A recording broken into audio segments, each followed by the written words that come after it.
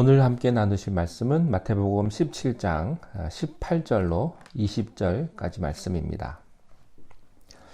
예수께서 대답하여 이르시되 믿음이 없고 패역한 세대여, 내가 얼마나 너희와 함께 있으며 얼마나 너희에게 참으리요, 그를 이리로 데려오라 하시니라. 이에 예수께서 꾸짖으시니 귀신이 아이가 그때부터 나으니라.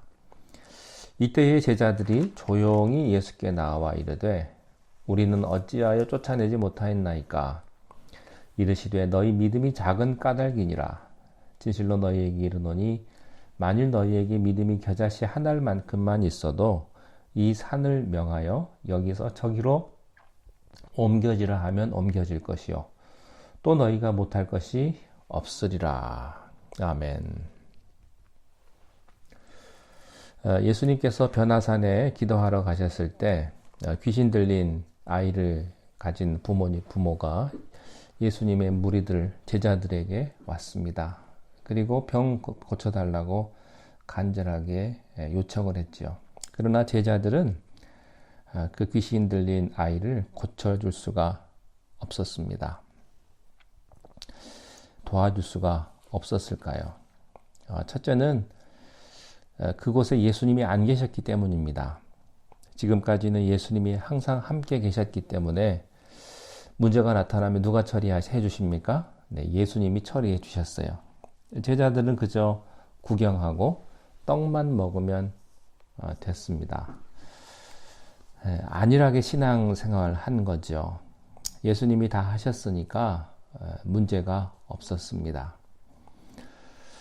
이런 분이 계세요. 부인이 예수를 잘 믿기 때문에 부인이 다 알아서 해주니까 안심하고 살다가 부인이 죽었어요.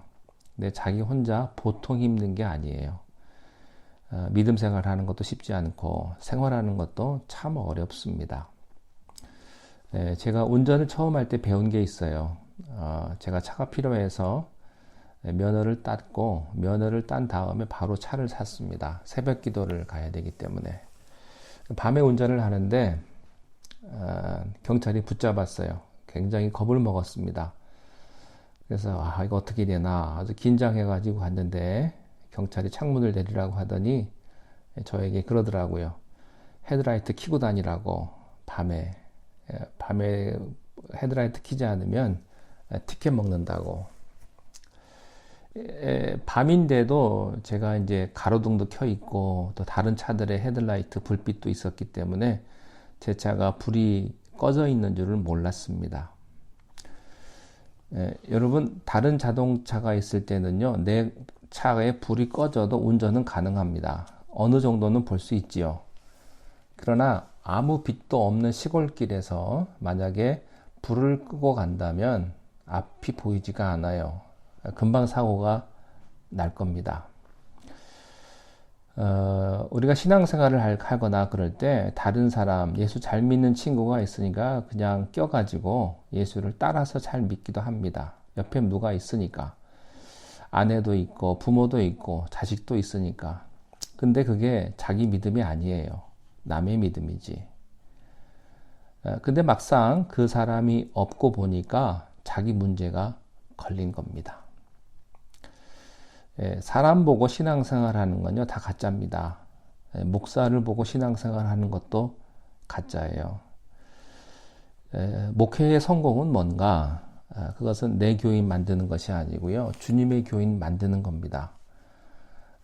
어떤 교회를 가든, 우리 교회를 다니다가 다른 교회를 다니고, 또 다른 교회에서 우리 교회로 오든 간에 중요한 것은 주님의 사람을 만드는 것이고, 주님의 양이 되는 거지요. 세상 사람들은 그렇게 말해요. 내 사람 만들어야 된다고. 여러분, 내 사람이 나를 배신하는 거예요. 엄밀한 의미에서 진짜 목자는 목사가 아니고 예수님이시죠. 자, 오늘 본문에 예수님이 없고 보니까 이 제자들이 큰 문제에 부딪히게 된 겁니다. 자, 두 번째, 귀신 쫓는 능력이 그들이 가지고 있음에도 그들은 귀신 쫓는 능력을 실제로는 믿지 않았다는 겁니다. 신앙생활에 있어서 흉내만을 내고 있었습니다. 어떤 사람은요, 흉내내는 신앙생활을 잘해요. 비슷해요. 그러나 진짜 내 안에 참 믿음이 없었다고 하는 겁니다. 마태복음 10장 1절에 보면 예수님께서 제자들을 부르시고 그들에게 귀신 쫓는 능력을 주셨어요. 그 말씀에 예수께서 12제자를 부르사 더러운 귀신을 쫓아내며 모든 병과 모든 약한 것을 고치는 권능을 주시니라. 여러분, 예수님이 맨 처음 제자에게 주신 능력이 무엇입니까? 성경을 가르치는 능력이 아니었습니다. 귀신을 쫓아내는 능력이었습니다. 그러나 이 능력을 가졌음에도 불구하고 귀신을 쫓아내는 능력, 이 능력을 가졌음에도 불구하고 믿지 않았습니다. 어쩌면 겉으로 흉내내고 있었는지도 모르겠습니다. 신앙이란 흉내내는 것이 아닙니다. 신앙은 실제예요. 믿음도 흉내내는 것이 아닙니다. 사도행전 19장에 재미있는 얘기가 있어요. 하나님이 바울에게 능력을 주셨습니다. 그래서 바울의 앞치마만 덮어도 능력이 나타납니다. 이것을 목격한 유대인이 흉내를 냈습니다. 내가 바울이 전파하는 예수를 빙자하여 너희를 명하노라. 그러자 그 악귀가요, 내가 예수도 알고 바울도 안다. 너는 누구냐? 그 흉내낸 악귀 들린 사람이 그 두 사람에게 뛰어올라 억제하여 이기니 저희가 상하여 벗은 몸으로 그 집에서 도망하는지라. 더 수치를 당하게 된 거죠. 귀신이요, 여러분에게 너는 누구냐? 그러면 어떻게 하시겠어요? 누구든지 예수 그리스도를 부르는 자에게는 이 능력을 주셨다고 말씀합니다. 첫 번째 능력입니다. 우리에게 이런 능력이 있음을 믿으십시오. 우리에게 사탄을 이길 이런 능력이 있음을 믿으시고 두려워하지 마십시오. 우리는 죄를 이길 수 있습니다. 내가 내 안에 어떤 악한 생각도 이길 수 있습니다. 예수님께서 귀신 들린 아이를 데려오라고 하시고요. 18절에서 이렇게 하십니다. 이에 예수께서 꾸짖으시니 귀신이 나가고 아이가 그때부터 나으니라. 귀신을 대처하는 방법입니다. 귀신은요, 선대하면 안 됩니다. 어떻게 해야 됩니까? 꾸짖어야 합니다. 마귀는 피하면 안 돼요. 말씀에 마귀는 대적하라 그랬거든요. 맞서 싸우십시오. 언제까지요? 도망갈 때까지. 여러분, 죽기 아니면 까무러치기 그런 말 있지 않습니까? 내가 여기서 끝까지 한번 버텨보겠다. 내가 죽으면 죽으리라. 그런 마음으로 마귀를 대적해 보십시오. 마귀는 도망갈 겁니다. 기도와 말씀과 믿음과 성령의 능력으로 담대히 대적하십시오. 하나님께서 이 능력을 우리들에게 주셨습니다. 마가복음에는 좀 더 자세하게 설명이 되어 있습니다. 귀신 들린 어린아이를 예수께 데려오니까 귀신이 예수를 보고 심한 경련을 일으키고 땅에 엎드려져서 울며 거품을 흘렸다고 표현되어 있습니다. 여러분 혹시 마귀와 대적할 때 이런 현상이 나타날지 모릅니다. 이런 현상이 나타나면요, 겁먹지 마시고 할렐루야 하십시오. 귀신이 자기 정체를 드러낼 때는 떠날 때입니다. 그러니까 정체가 드러나는 것은 두려워하지 마세요. 정체가 드러나는 것은 예수님의 이름의 영향력이 들어갔기 때문입니다. 어떤 찬송이 강하게 역사한다든지, 어떤 기도가 강하게 역사한다든지, 설교, 말씀이 강하게 역사할 때 그 숨어있는 정체들이 드러나게 됩니다. 걱정하지 마십시오. 그리고 귀신이 떠났습니다. 자, 문제는 그 다음이에요. 이 9명의 남은 제자들을 보면 참 재밌습니다. 19절 말씀에 보니까요. 이때의 제자들이 조용히 예수께 나와 이르되, 조용히 나왔다. 이 말은요, 사람들 앞에서 창피하니까 조용히 따로 예수님에게 찾아간 겁니다. 그 심정 이해합니다. 왜 우리는 안 됩니까? 하고 질문을 한 거예요. 여기에 우리의 말씀에 요점이 있습니다. 왜 우리는 안 됩니까? 여러분, 이것이 우리 고민 아닙니까? 주여, 왜 나에게는 능력이 없습니까? 주여 왜 나는 자꾸 죄를 안 지려는데 짓습니까? 자꾸 하면 안 되는데 하게 됩니까? 저 사람은 찬송을 그렇게 기쁘게 부르는데 왜 나는 안 됩니까? 나는 기도를 5분만 하면 할 게 없는데 왜 그렇습니까? 남은 2시간, 3시간도 합니다. 왜 용서가 안 됩니까? 왜 신경질이 자꾸 나고 왜 욕심이 자꾸 생깁니까? 여러분이 말씀 중에 귀신을 못 쫓는다 이렇게 보지 마시고요. 내게 왜 능력이 없습니까? 이런 질문이에요. 20절에서 예수님은 이런 대답을 해주시는데 아주 간단한 질문이에요. 이르시되 너희 믿음이 작은 까닭이니라. 진실로 너희에게 이르노니 만일 너희에게 믿음이 겨자씨 한 알만큼만 있어도 이 산을 명하여 여기서 저기로 옮겨지라 하면 옮겨질 것이요 또 너희가 못할 것이 없으리라. 그렇습니다. 궁극적인 문제는 지식과 인식의 문제가 아니라 믿음의 문제입니다. 몰라서가 아니에요. 몰라서 못하는 것이 아니고 믿음의 문제입니다. 믿음이란 어떤 능력이 있습니까? 오늘 말씀에 겨자씨 한 알만큼만 있어도 이 산을 명하여 여기서 저기로 옮겨지라 하면 옮겨질 것이다. 이게 믿음의 능력입니다. 겨자씨만한 믿음은 산을 옮길 수가 있고 불가능이 없습니다. 오늘 우리들에게 지금 필요한 것은 믿음입니다. 이것은요, 인간적인 신념이나 확신이 아니라 말씀과 기도로 말미암아 성령으로 인하여 생기는 믿음이에요. 9명의 제자들의 문제는 경험의 부족도 아니요, 인식의 부족도 아니요, 또 지식의 부족이 아니라 무엇의 문제입니까? 믿음의 부족 문제였습니다. 믿음의 문제였어요.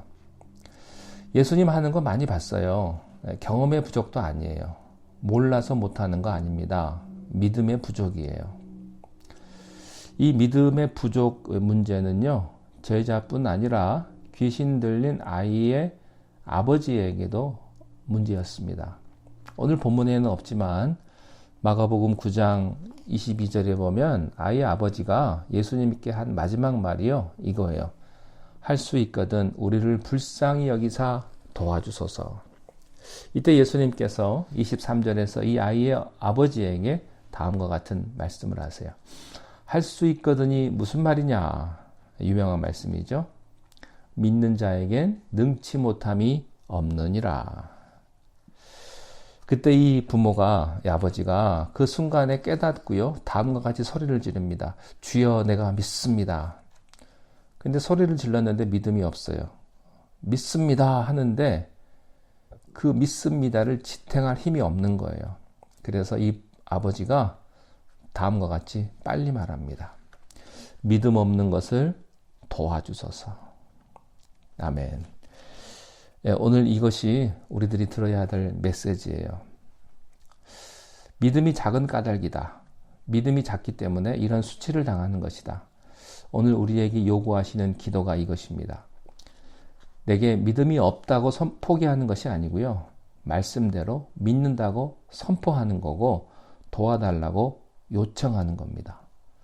그 후에 예수님은 귀신을 쫓아주셨습니다. 마가복음에 우리가 한 가지 더 배울 게 있는데 제자들이 다 끝나고 예수님께 조용히 나와서 예수님 왜 우리는 이런 능력이 없나요? 예수님이 마가복음에선 다른 말씀을 하세요. 기도 외에는 다른 것으로는 이런 유가 나갈 수 없느니라. 마태복음에서는 믿음이 적은 연곤이라 그랬고요. 마가복음에서는 기도 부족 때문이다 그랬어요. 그런데 이 말을 가만 살펴보면요, 다른 말이 아닙니다. 같은 말입니다. 기도 부족은 믿음 부족입니다. 믿음 부족은 어디서부터 옵니까? 기도 부족에서 오는 겁니다. 믿음은 어떻게 생길 수 있습니까? 여러분이 아무리 믿습니다. 아무리 그렇게 습관적으로 연불처럼 외워도요, 믿음이 생기지 않아요. 백날 해도 소용이 없습니다. 부모에게 내 부모인 걸 믿습니다.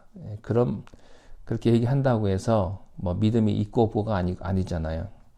그러면 어떻게 믿음이 생깁니까? 기도하면 믿음이 생깁니다. 처음에는 이상한 일도 힘든 일도 자꾸 기도하면 믿어지고요. 편안해집니다. 근데 기도 안 하면 걱정이 앞섭니다. 여러분, 기도와 믿음은 같은 개념이에요. 믿음이 작은 까닭이다 하는 말은 뭐가 작은 까닭이니라? 기도가 작은 까닭이다. 믿음을 갖고 싶으십니까? 기도하십시오. 기도하는 만큼 믿음이 생깁니다. 믿음이 있는 만큼 능력이 나타나고 축복이 함께 할 것입니다. 기도하겠습니다. 하나님 아버지, 우리의 믿음 없음을 불쌍히 여기사 우리들에게 믿음을 더하여 주시고 우리의 삶을 주님 인도하여 주시옵소서.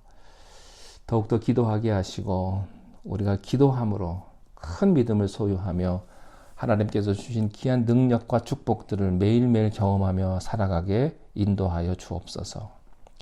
예수님의 이름으로 기도하옵나이다. 아멘.